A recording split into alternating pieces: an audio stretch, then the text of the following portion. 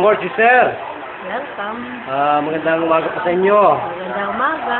So, ito pa rin po ating programa, Lingkod Bayan ni Brother Tony Falcon, na ating pong pinagbibigay alam sa buong mundo at sampu na po dito sa ating bansang Pilipinas ang pagtulong, serbisyo publiko para po sa mga mahirap at sa lahat ng nangingailangan at walang kakayanang pumunta sa mga nalubhasang doktor. Especially po sa mga talagang di kampanilang doktor. Ngunit ano po ang inyong naging daan? Bakit po kayo ay nagkaroon po ng kalakasan ng loob at tiwala at nasubukan ang aming programa ito, Lingkod Bayan? Kasi kagabi, andito yung mga magulang ko. Ay, gano'n? Kaya pinapunta nila ako ngayon. So, ano raw po nangyari sa inyong mga magulang? Ay, yung nanay ko nawala yung sakit na sa likod. Ano po ba ang mga sakit nila ng inyong pong mga parents? Ma-high blood po sila eh. High blood. Tatay mo po? Diabetes. Diabetes. So, anong nangyari po sa diabetes niya? Ay, naalis na daw po yung mga naramdaman niya kagabi na tapos ng hilot niyo. Oh, gano'n? Yung mata po ng papa mo, anong nangyari? Malinaw na po.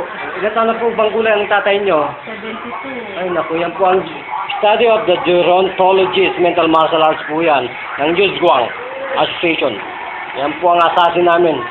Segundo lang po, patay, tegok ang iyong karamdaman. So, naniniwala po ba kasi sa Diyos?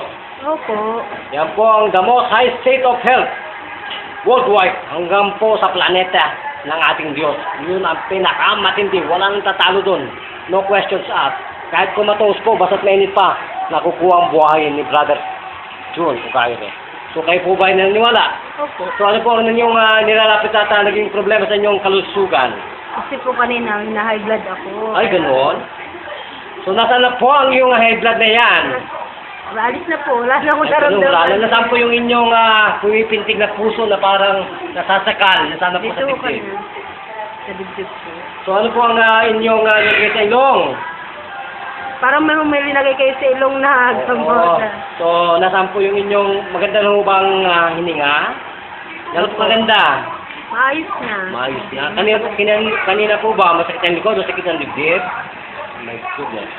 So, ilan taon na po kayo nag-maintain ng inyong mga hypertension na binigyan ng doktor? 10 years na. 10 years. Tingin po ninyo, ngayon kayo na hipo ng Panginoon, mag-maintain pa kayo ng mga ganyang tableta? Eh kung hindi na po, wala akong naramdaman, hindi na. Wala na po yan. Ito po yan. Pinakita ko na po sa mga dorbahasong doktor ang lupit ng aming asosasyon. Yan po yan. Ala Tiger Bite po yan. No? Yan po. Kumikilos po yan. Parang ano po yan, no? Parang mga assassin ng mga finger na yan. Assassin po ng mga sakit. So, kung ganun po, magbigay po kayo sa ating programa ito. Ano pong tunay na pangalan? Imelda Valdez. Imelda Valdez. Ilan taon po kayong taong gulang, Mrs. Valdez? 44. 44, a present young. So, but still sick.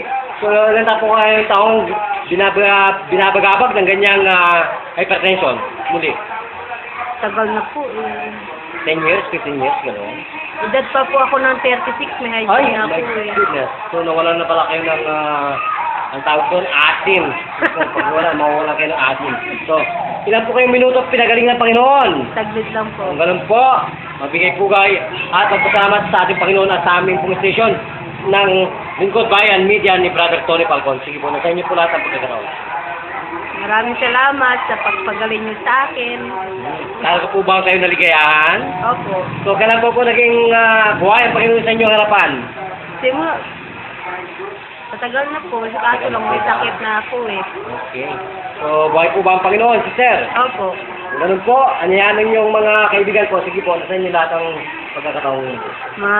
Aking mga kaibigan, kung nakita ng kamag-anakan, pumunta sa inyo, at magaling mga manggagamot. Yun lang po. Okay, wala na po kayo dadagdag at sisingit pang muli. So, mas naligay po kayo. Opo. Kung ano po, magpapaalam si Brother June. Ito pa rin po ang inyong Lingkod Bayan. Nagbabalita, Brother June. Ugayre. Bida kasamang Tony Falcon.